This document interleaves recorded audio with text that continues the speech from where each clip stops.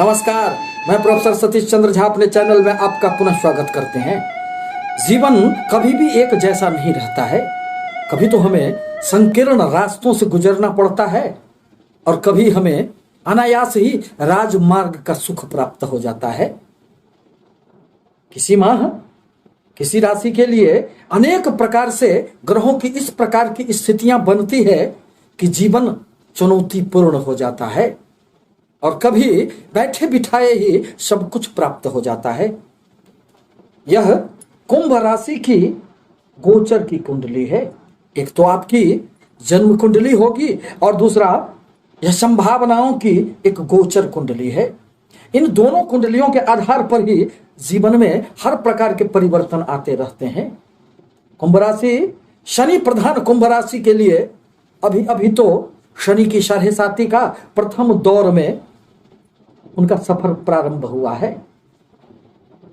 परिणामतः साढ़े साती के प्रभाव बस जीवन में थोड़ी बहुत समस्याएं निश्चित रूप से आती ही है। बनते बनते कार्य बिगड़ जाना, मन में धैर्य की कमी, समय से किसी भी प्रकार की कार्य की पूर्णता नहीं हो पाना, मन में झुंझलाहट, मन की पीड़ा, अनेक प्रकार की कुछ ऐसे समस्याएं जीवन पथ पर उनके चलेंगे। कभी तो उनको खुशियां प्राप्त होगी और कभी इन अनेक प्रकार की समस्याओं में भी वह अपना रास्ता ढूंढ लेंगे। दरअसल आपके लाभ स्थान के स्वामी देवगुरु बृहस्पति बनते हैं एवं आपके धन भाव के भी स्वामी देवगुरु बृहस्पति ही हैं। अर्थात आपको धन के लिए हमेशा ही देवगुरु बृहस्पति की ही पूजा आराधना करनी आवश्यक होगी और वह अभी गोचर में आपके द्वादश स्थान में खर्चे के भाव में जाके विराजमान हो गए हैं और शनि के साथ उनकी युति यूं तो नीच भंग राजयोग का निर्माण करेगा, परंतु व्यय स्थान में बैठकर वह क्या शुभता दे पाएंगे।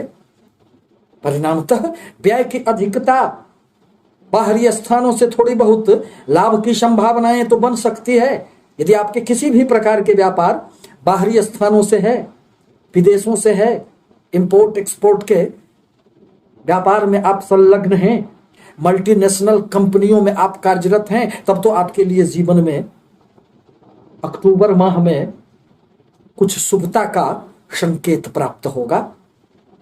परंतु अन्य स्थितियों में अक्टूबर का माह आपके लिए अत्यंत चुनौतियों भरा रह सकता है, क्योंकि आपके कर्म क्षेत्र के स्वामी मंगल देव बनते हैं जो माह के 21 अक्टूबर तक आपके अष्टम भाव में विद्यमान रहेंगे।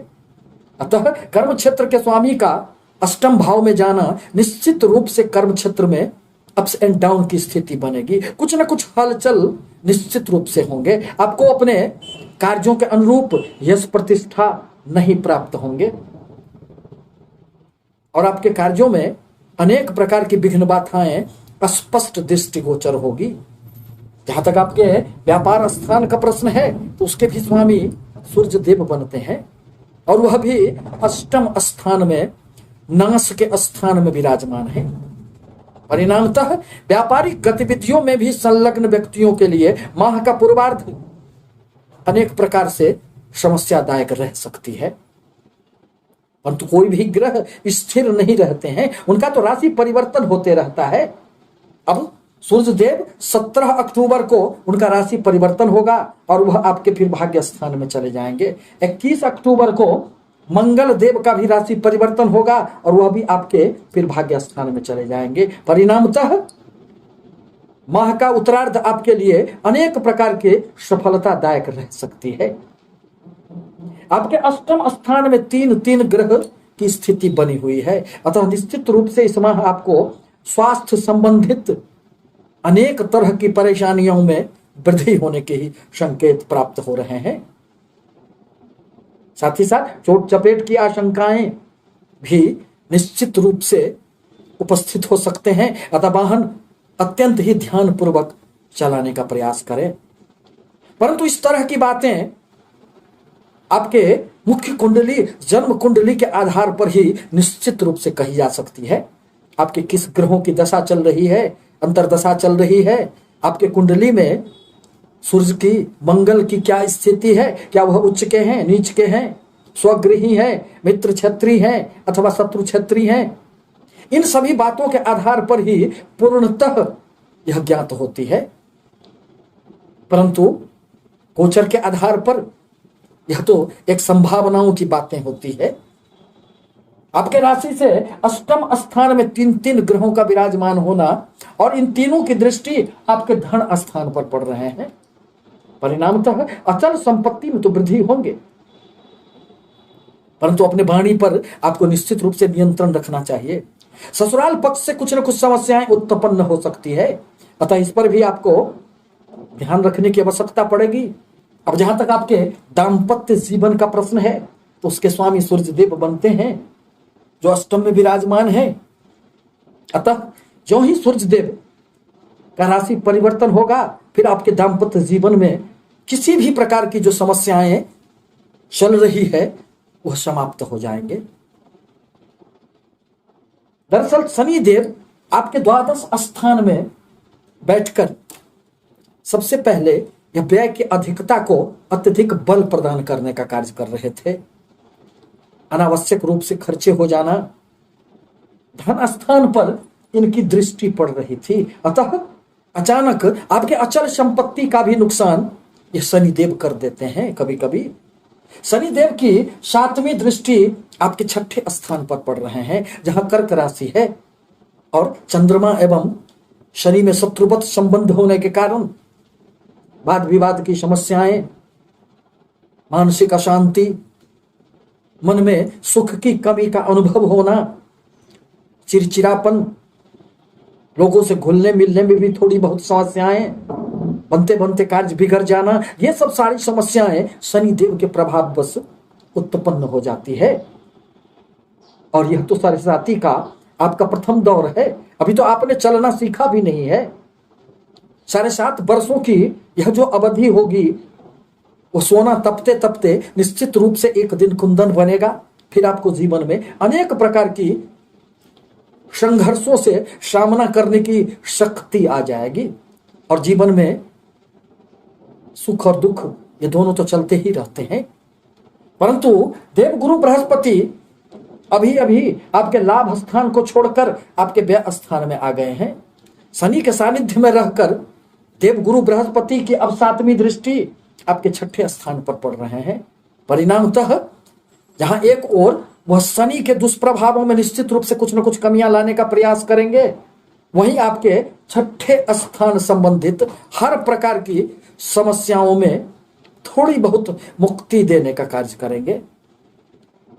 परंतु स्वास्थ्य संबंधित आपकी परेशानियां, हड्डियों से संबंधित परेशानियां, आंखों से संबंधित परेशानियों पर आपको निश्चित रूप से इस माह ध्यान रखने की आवश्यकता पड़ेगी। आपके सुख स्थान के स्वामी शुक्रदेव बनते हैं जो आपके 2 अक्टूबर को आपके कर्म क्षेत्र में प्रवेश कर जाएंगे। शुक्र के प्रभाव से आपके सुख में निश्चित रूप से कुछ न कुछ वृद्धि होंगे, मन में शांति का भाव उत्पन्न होगा। अष्टम स्थान में बैठकर मंगल देव की 4थी दृष्टि आपके लाभ स्थान पर पड़ रहे हैं, अतः आकस्मिक लाभ की संभावनाओं से इनकार नहीं की जा सकती है। आपको निश्चित रूप से लाभ प्राप्त होंगे जिसके संबंध में आपको कोई जानकारी भी ना होगी। शेयर, सट्टा, गुप्त धन आदि इस प्रकार के कुछ लाभ की संभावनाएं इस माह आपके लिए कुछ न कुछ सुखवर्धक कहे जा सकते हैं। मंगल की पुनः राशि परिवर्तन होने से वह भाग्य स्थान में आएंगे और उनकी 8वीं दृष्टि आपके सुख स्थान पर पड़ेंगे। परिणामतः मंगल एवं शुक्र की दोनों की दृष्टि प्रभाव के कारण आपके भवन संबंधित, भूमि संबंधित, वाहन संबंधित किसी भी प्रकार की समस्याएं यदि थी तो वह दूर हो जाएंगे और आपको जमीन जायदाद के क्षेत्र में जुड़े हुए जातकों के लिए अत्यंत ही यह लाभवर्धक समय रहेगा। रियल एस्टेट के क्षेत्र में जुड़े हुए लोगों के लिए यह मंगल देव एवं शुक्र की दृष्टि प्रभाव से अनेक प्रकार के लाभ की संभावनाएं निश्चित रूप से बनेंगे। इस प्रकार कहा जा सकता है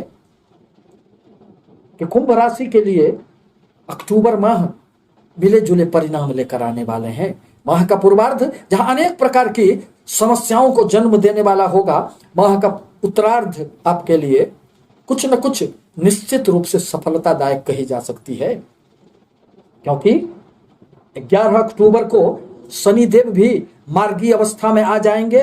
पुनः माह के उत्तरार्ध में देवगुरु बृहस्पति भी वक्रगत अवस्था को छोड़कर मार्गी हो जाएंगे।